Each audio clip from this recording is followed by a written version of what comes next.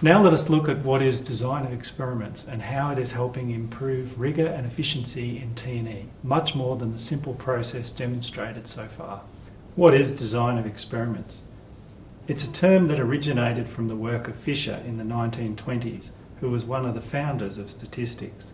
It's also known in the US Defence as Scientific Test and Analysis Techniques, or STAT, and it is foundational in the design for Six Sigma movement.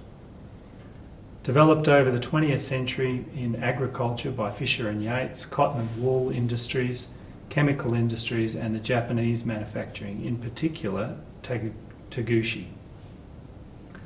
Today's use reflects the power of modern statistical packages, similar to the revolution in design caused by finite element modelling. Finite element modelling has fundamentally changed the way that structural, thermal and aerodynamic analysis occurs. It's made it possible for the average designer to do extraordinary things that previously only professors in mathematics were able to achieve. Design of experiments does the same thing but for statistical packages. Formally, experimental design consists of purposeful changes of the inputs, factors, to a process in order to observe the corresponding changes in the outputs or responses. The process or activity is defined as some combination of machines, materials, methods, people, environment and measurement, which when used together perform a service, produce a product or complete a task. Thus, experimental design is a scientific approach that allows the researcher to gain knowledge in order to better understand a process and determine how the inputs affect the responses. DOE STAT is used in three main parts of the developmental process. Slightly different approaches and tools are used for each. Screening determines significant factors and it ranks effects, and it occurs in preview, test and evaluation, early in determining a course of action for an acquisition or capability development, and also during developmental test and evaluation. It can also occur in operational test and evaluation. Modelling responses to all significant factors occurs in the developmental testing, the acceptance testing, and in some instances is updated again to include operational factors during operational test and evaluation. And finally, as a customer, when you buy something, you usually validate the performance of the system and the model with your operators, and you'll use certain techniques that DOE help with to do representative sampling and to determine to validate the performance of the system. It begins with the following processes. Usually you'll do a process flow of how the system actually works, if that's not already been done by the designers. You'll do a cause and effect diagram looking at how the responses occur and where variation could be coming from. You partition the variables as either controlled or constant, as noise, or experimental, in that you will deliberately change those inputs. And you'll do a standard operating procedure for each controlled item to make sure that it is actually controlled. The basic terminology of DOE is shown in the following diagram. You have the outputs, or the output response variables, which are a dependent variable. You have your input factors, X, which is the independent variable. You have the level, which is a unique value of a factor, called a descriptor sometimes in a temp. You have the runs, an experimental combination of the levels of X's. You have replications, which is doing or repeating an experiment combination specifically to see what variation is occurring for the same settings. You have the effect, which is the difference or impact on Y when changing X. And then sometimes you'll have what's known as interactions, when the effect of one factor on the output depends on the level of another factor. In the following diagram, you'll see how DOE puts up a model of the system, and you'll see where the noise, the controlled variables, the input factors and the output factors are commonly shown. DOE is used for screening, modelling and validating performance. In more detail, let's have a look first at screening. The idea of screening is to determine which of your input factors affect the response and in which way. So as an example, adjusting factor A, shown here, shifts the average, but the distribution remains roughly the same. Factor B affects the standard deviation, but the average remains the same. Factor C affects both the average and the standard deviation, while factor D has no effect.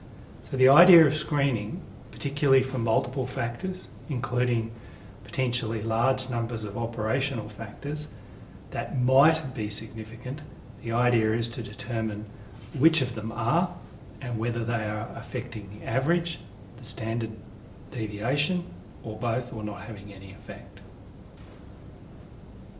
Let's have a look at more detail at how DOE is used in modelling. The idea is constructing a test which has mathematically great orthogonality. That is, it obtains the maximum amount of information using the minimum amount of resources in a multi-factor environment. This is something that most humans can only do 2 or 3 factors in their head at a time. Computers can do the lot, and that can be a very large number of factors. Anything up 50 to 100 can be done and develop the most efficient test program. Modelling also determines which factors affect the response precisely, and so it develops a mathematical model of all of the input variables and how they affect all of the response variables, and of course there can be multiple response variables. And the idea of modelling is that it can significantly assist in verifying design specifications and reduce some of the developmental testing, providing that your model itself is verified. DOE is also used by the customer when they purchase a system, and that's called validating performance, and it's making sure that with representative users in a representative environment, the system performed as we originally expected and asked for. Problem is, you don't want to do the entire test envelope all over again. You want to do a representative sampling, but still give an indication of the confidence of that validation of performance. And so DOE helps you do that.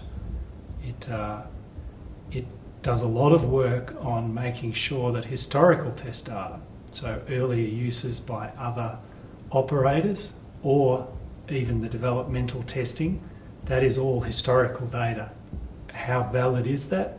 And then that determines how you will construct your performance validation testing during operational testing. In the US, the Director of Operational Test and Evaluation has identified 2 areas as requiring further improvement for statistical rigour. The execution of testing in accordance with the planned test design. That may seem self-evident, but a lot of tests don't actually do what they plan to do in the first place. And the second thing is analysing the test data using advanced statistical methods commensurate with test designs developed using DOE. That is actually using the most efficient mathematical methods and giving confidence in the distribution rather than just changes in mean. The report further states that current data analysis is limited to reporting a single average mean of the performance across all test conditions. In doing so, efficiencies achieved through meticulous test planning and design are unfortunately discarded. So he's criticising there that often the testing is done and then a simple average is quoted without any regard to the confidence levels around those averages. That said, Some academics have looked carefully at how DOE is progressing in the US defence, and they've acknowledged that, albeit gradually, the defence community is leveraging the long-spanning, rich history of statistical methods in industry and replacing the budget-driven test events, combat scenarios, and one factor at a time approach with a statistically rigorous approach to test design using DOE. So it is having an effect. The US defence efforts for a common and agreed scientific basis to acquisition and operational test is so that they can be better integrated and leverage each other to improve the efficiency and effectiveness of T&E. According to Lednicki and Silvestrini, data sharing is limited between the developmental testers and the operational testers. We see that in the US, we see it also in Australia. There's a lack of communication and some burdensome bureaucratic processes that keep the two apart. Better integration is achieved with the use of DOE because the Test and Evaluation Master Plan agrees what the measures are up front, and both the developmental and operational testers can usually leverage the same test events, albeit for different information. So one of the US intents in going towards DOE is to mould test programs into a sequence of well-designed and statistically defensible experiments, bringing back rigour, objectively justifying the number of trials conducted based on decision risk, well-apportioned test conditions in the battle space, and guiding the execution order to control nuisance variation and objectively separate the signal of true system responses from underlying noise. If you look at the following diagram, you'll see a system life cycle. Conceptual design, preliminary design, detailed design, construction, production, and then ultimately system use. The types of T&E that we do vary as we go through that system life cycle. There's preview test and evaluation, developmental test, acceptance test, and then operational test. DOE is used across that spectrum. Initially, you will screen for the design factors, you will then model the design, you will then screen for operational factors that were not possible perhaps during the developmental test and evaluation, and then finally you'll adapt the model for those new operational factors that are found to be significant. In a more complicated diagram, the following slide shows the US defence life cycle. It has material solution analysis, technology maturation and risk reduction, engineering, manufacture and development, production and deployment. And you can see there that the International Test and Evaluation Association have put out a guide as to how to use DOE in each of those phases. Early on for planning, during the development for screening of design variables, modelling, and then later during operations to look at the operational factors of significance.